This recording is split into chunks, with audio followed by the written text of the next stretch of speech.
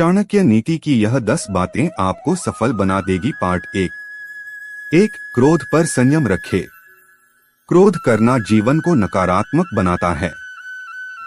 क्रोध करने से आपके काम बिगड़ जाते हैं, साथ ही अपनों से संबंध भी खराब हो सकते हैं।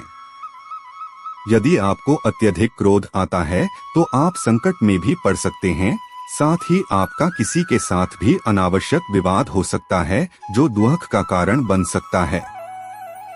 क्रोध करने से शरीर पर भी बुरा असर पड़ता है। क्रोध आने के बहुत से कारण हो सकते हैं, पर मुख्य रूप से क्रोध का कारण यह होता है कि जब आपके मन के विरुद्ध कोई कार्य होता है तो क्रोध आता है। कभी कभी कोई व्यक्ति बिना वजह आपको परेशान करता है या आपके कार्य में बाधा डालता है, तब क्रोध आता है। ऐसी ही परिस्थितियों में हमें क्रोध पर संयम रखना चाहिए और शांत मन से निर्णय लेना चाहिए।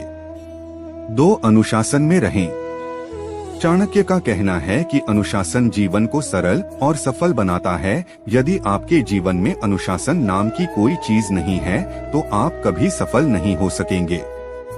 अनुशासन इसलिए जरूरी है क्योंकि जब आप अनुशासन में रहते हैं तो आपकी एक अलग ही छवि निखर कर आती है जो लोगों को काफी प्रभावित करती है। साथ ही समय के महत्व को समझने में अनुशासन का हाथ होता है।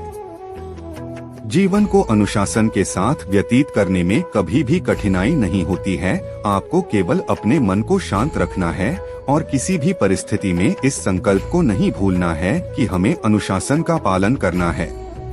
3. आलस है सफलता का दुश्मन। आलस आपके जीवन को बर्बाद कर सकता है। यदि आप समय पर अपने कार्य पूर्ण नहीं करेंगे तो आप समस्याओं से घिर जाएंगे। आलस को त्यागना बहुत जरूरी होता है, वरना आपके साथी ही आपका साथ छोड़ देंगे। आलस करने से शरीर भी नष्ट होता है और समय भी। एक बार यदि समय गुजर जाता है तो पुनः नहीं आता है। इसीलिए आलस करे बिना अपने कार्य को समय से पूर्ण करना चाहिए। 4. धोखा नहीं देना चाहिए। यदि आप किसी को धोखा देते हैं तो आपकी छवि एक खराब होती है जिस पर कोई विश्वास नहीं करता है। इससे आपके व्यापार से लेकर निजी जीवन पर भी प्रभाव पड़ता है।